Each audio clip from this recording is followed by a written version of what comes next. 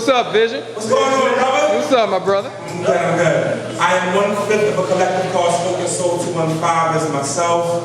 Lyrics Black, who couldn't be here tonight because she got the flu on Friday.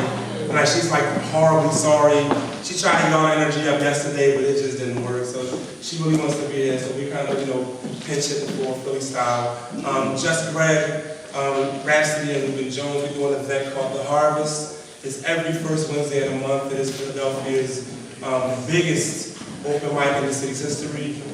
So big that it blows my mind. So thinking about it, like a record label, Universal Records is sponsoring a poetry event in Philly.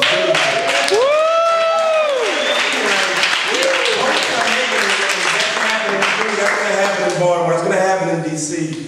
So it's mad love, it's mad poetic love, and we have flyers for the Harvest, but the really cool thing is on the back. If you work on Wednesday nights and you can't make it to Philly, on the back, there was a schedule of every spoken word venue, open mic that goes on in the city. So if you want to come to Philly, there is your ticket. You can't make it to Harvest, make it to something.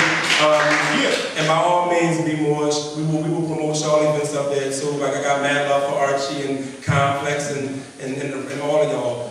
Love and so book. I think that's a really cool concept. Like you gotta go. Like, that's a really good concept. And I'm a little embarrassed to say this, but I'm reading a book called The 50 of the world's most craziest serial killers. What? 50 of the world's craziest. It's a really good. And I'm into like the psychology behind it, and it's almost always two things behind almost every serial killer. Sadistic, over-religious mother, alcoholic father. Like almost I'm gonna build a piece with that. Maybe we can do a collab on that LP. My piece, this is Storytellers, Fairly Odd Parent.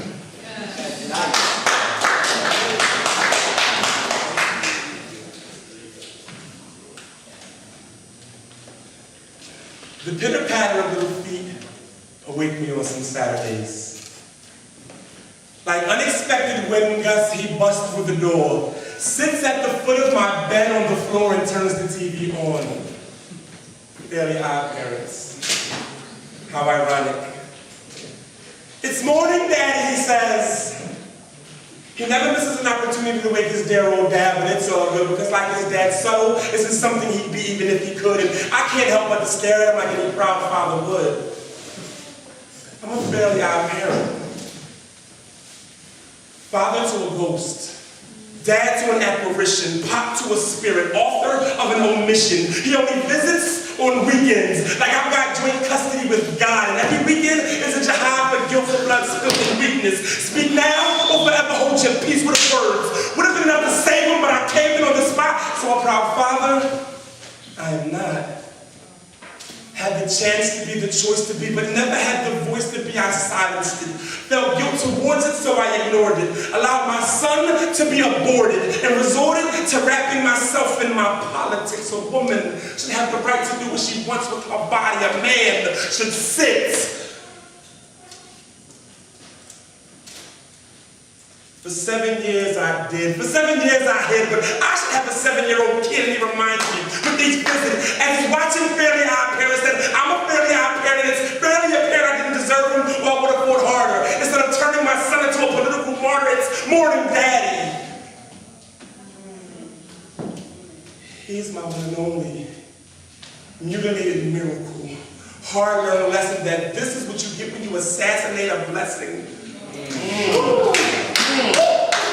If God was begging me to leave a legacy, I don't deserve it. You don't deserve what you're not willing to fight for. And though I've come to the conclusion that my choice was an illusion, I should have stood my ground. Every battle isn't meant to be won. And though my pro-choice was chosen for me, I should have fought for my son. Now the sins of his father cannot be undone. It's morning, Dad.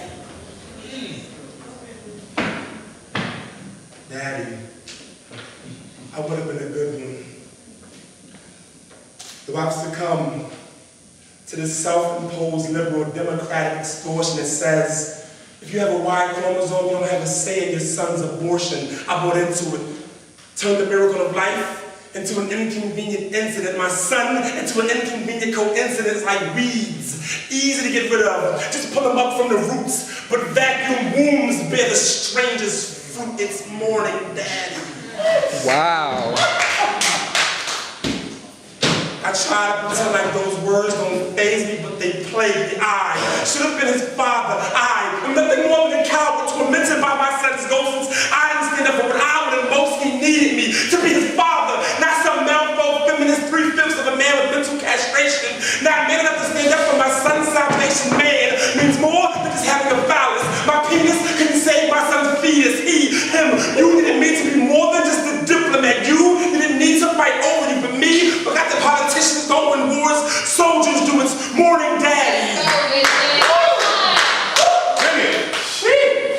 No one ever told me.